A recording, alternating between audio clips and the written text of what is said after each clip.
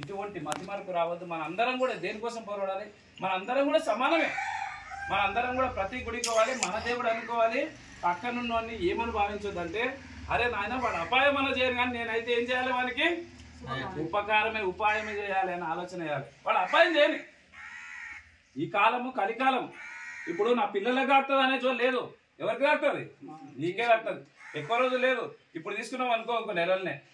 అటువంటి విషయం లోపల మనం అందరం కూడా ఈ ఉగాది లోపల ఒక స్వీకారం తీసుకోవాలి. ఏమని?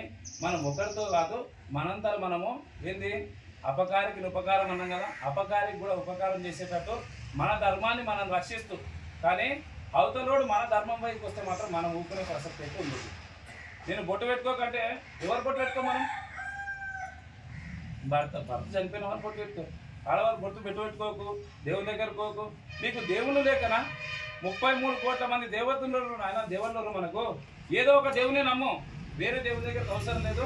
మన దేవుళ్ళ లోపల నిజమైన దేవుడు అంటే ఎవరు? మన దగ్గర మనిషి లోపలనే దేవుళ్ళు చూసాం, అటువంటి గొప్ప వ్యక్తులు.